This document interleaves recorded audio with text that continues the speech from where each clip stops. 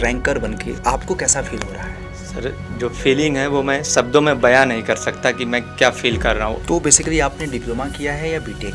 Preparation के साथ sir मेरा ये फर्स्ट अटेम्प्ट था। यहाँ पे आके मुझे फील हुआ कि they are doing a great job, I salute you Adda 24/7। Hello engineers, उम्मीद करते हैं आप बहुत अच्छे होंगे। इंजीनियर्स अड्डा के ऑफिशियल यूट्यूब चैनल पे स्वागत कर रहा हूँ। जैसा कि आप जानते हैं, हम लोग हमेशा डिस्कस करते रहते हैं कि बहुत सारे बच्चे एसएससी जेईई में सिलेक्शन लेते हैं, बट हमने आपसे कमिटमेंट किया था कि सिलेक्शन के बाद और सिलेक्शन के पहले की जर्नी पूरी तरह से बदल जाती है। तो मेरे साथ सक्सेस स्टोरी, अपनी लाइफ की स्ट्रगल, कैसे पढ़ाई किया, मेरे साथ सुल्तान हैं जो अपने बारे में भी बताएंगे। पूरी स्टोरी आप लोगों को 10 मिनट में समझाने की कोशिश करेंगे, जिससे आप आने वाले समय में अपनी प्रिपरेशंस, अगर आप फ्रेशर्स हैं या किसी भी एग्जामिनेशंस की तैयारी कर रहे हैं, आपको कैसी प्रिपरेशंस करना है। इनफैक्ट एसएससी जेईई की मैं बात करूं तो बहुत कुछ गाइड करने वाले हैं।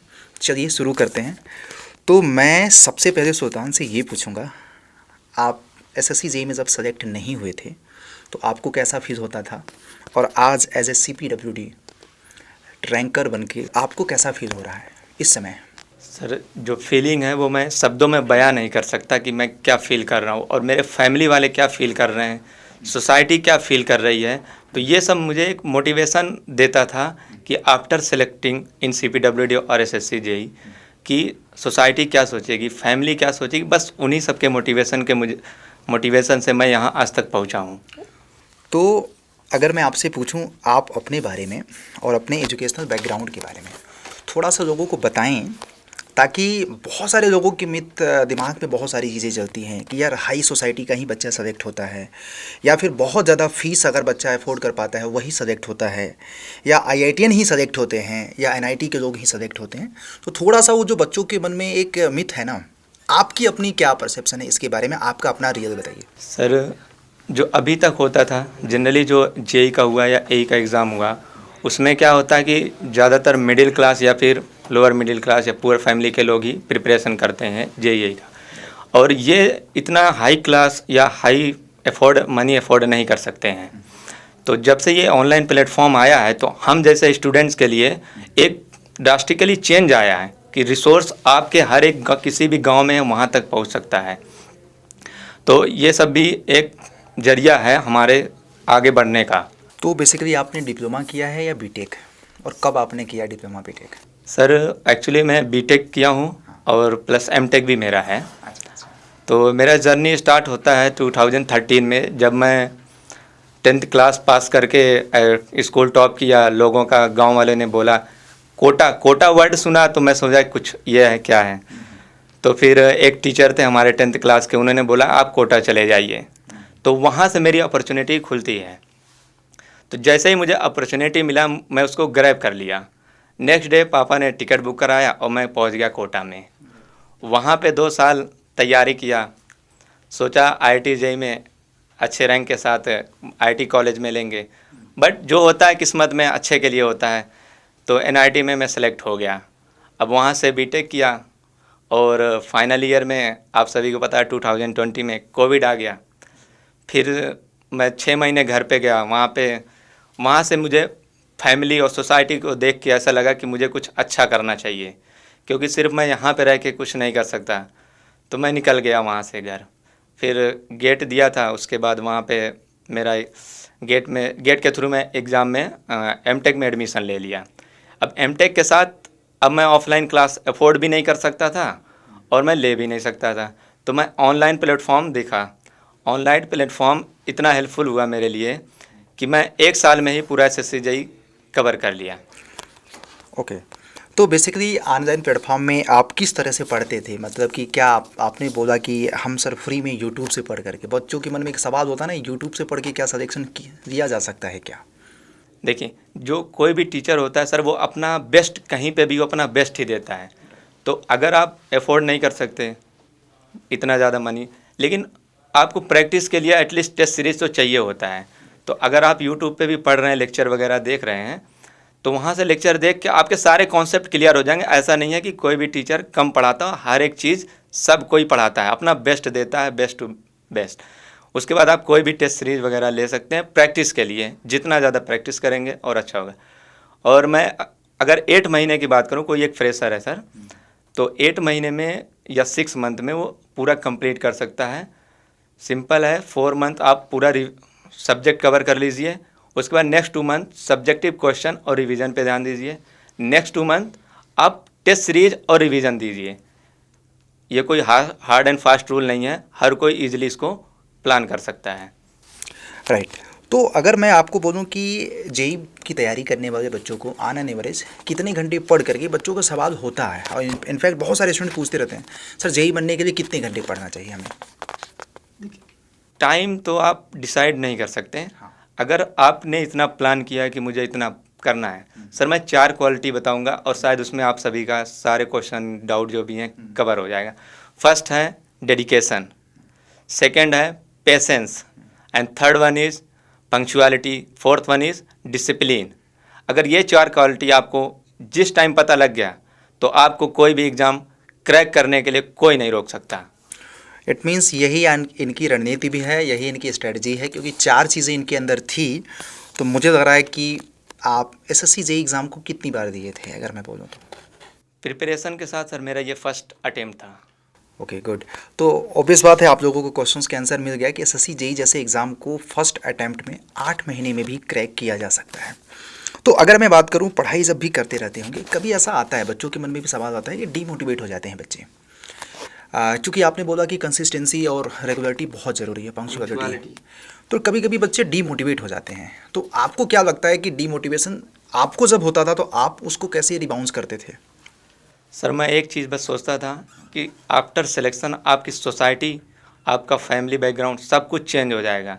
तो मेरा मेन मोटिवेशन था सर सोसाइटी, और सोसाइटी में चेंज लाऊंगा सर, आज नहीं तो कल पक्का लाऊंगा। और यहाँ पे मैं सिलेक्शन हुआ है तो डेफिनेटली 50% मेरा सोसाइटी चेंज हो गया है।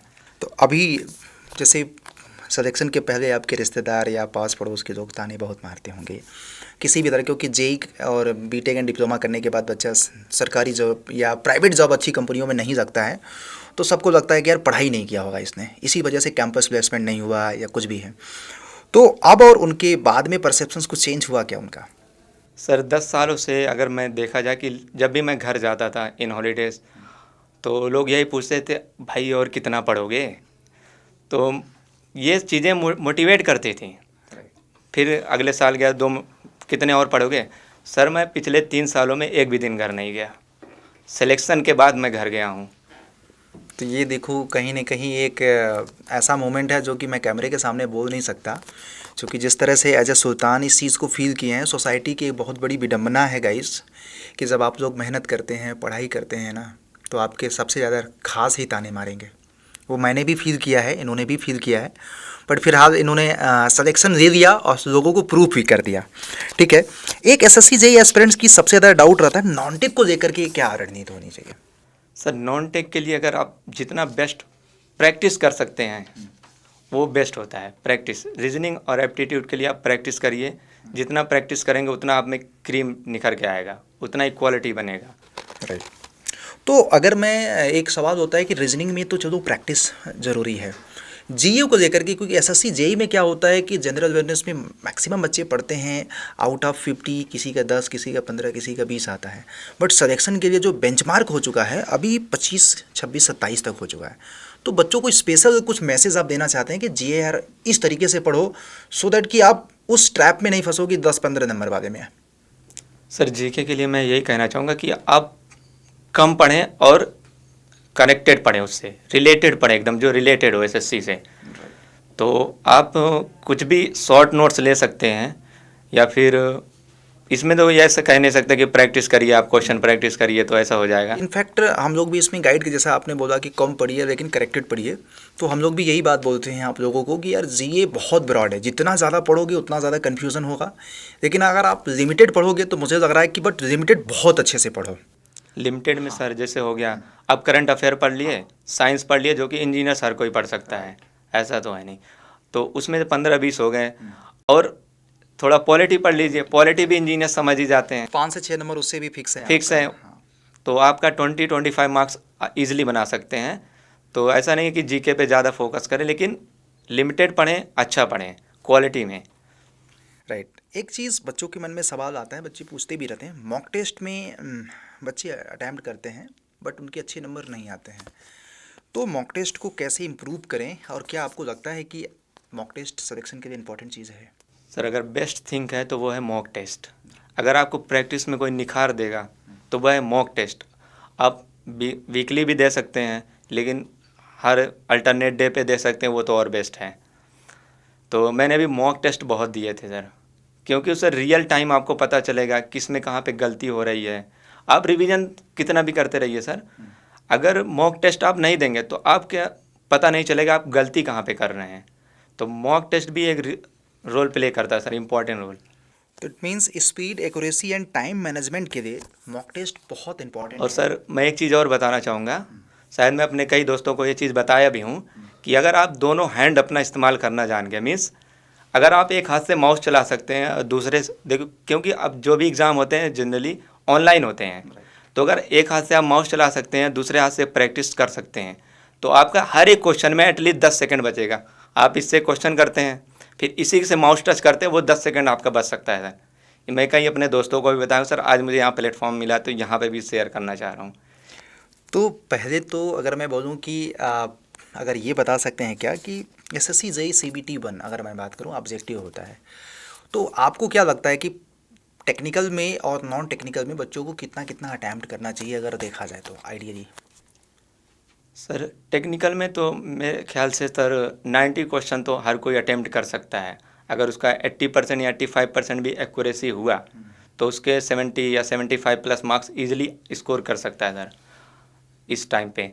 और सर इंजीनियर जो होते हैं रीजनिंग एप्टीट्यूड में, तो इनको मतलब कोई मार्क्स 40 भी नहीं प्लस, दे तो सकता। 40 से प्लस। 40 प्लस तो आपको करने ही पड़ेंगे, और ये आप अगर एक महीने भी अच्छे से प्रैक्टिस कर लिए तो इसमें इजीली 40 प्लस स्कोर कर सकते हैं। बात यही है मॉक टेस्ट, आप एग्ज़ाम में बैठेंगे तो वहाँ पे सब कुछ ब्लैंक हो जाएगा अगर मॉक टेस्ट नहीं दिए हैं। राइट। तो अगर मैं आपको बोलूँ कि मोरलेस हम आपकी सक्सेस स्टोरी को कवर किए, आपको लोगों तक पहुँचाएँ, और इनफैक्ट आपकी स्टोरी हो सकता है कि बहुत सारे बच्चों के लिए इंस्पिरेशन का काम करेगा, और मैं भगवान से यही दुआ करूंगा कि आप लोग ऐसे ही आगे बढ़ें। और तो अभी अपने आप को CPWD में एज अ जेई ज्वाइन किए, तो आप अपने आप को कहाँ देखना चाहते हो आज के 4 से 5 साल बाद, अगर मैं आपको गोल पूछूं तो? सर ऐसा कुछ सोचा भी नहीं है, बट लेकिन जहाँ भी रहूँ सोसाइटी को मेंटेन करके रखूँ, सोसाइटी में कुछ नया करूँ सर, सोसाइटी को ऊपर ले जाऊँ। क्योंकि सर मेरा सोसाइटी ऐसा है ना, अगर वहाँ से मैं पहला लड़का हूँ अगर देखा जाए तो मैं चाहता हूँ मेरा सोसाइटी भी आगे आए निकले, उस तरह का मैं काम करना चाहता हूँ। तो अगर मैं बोलूँ, लास्ट क्वेश्चन मेरा ये आपसे रहेगा, इंजीनियर्स अड्डा और हम सब फैकल्टीज़ का आपको क्या लगता है कि कितना रोल रहता है कि आपके प्रिपरेशंस में? हम लोग ऑनलाइन चूँकि पढ़ाते हैं बीइंग एन एजुकेटर, तो आपको क्या लगता है कि क्या रोल रहा हम लोगों से? सर अभी तक मैं ऑनलाइन ही देखता था, यहाँ पे आके रियल में पता चला है कि कितना हार्ड एक्चुअल में कितना वर्क है यहाँ पे, कितना हार्ड वर्क करते हैं ये सर लोग, टीचर लोग। और हमें क्या बना बनाया मिल जाता है तो हम बस पढ़ लेते हैं। यहाँ पे आके मुझे फील हुआ कि they are doing a great job. I salute you Adda 24/7 and each every online platform. Sir अगर ऑनलाइन नहीं होता तो मैं यहाँ नहीं होता। दैट्स इज़ ग्रेट यार, थैंक यू।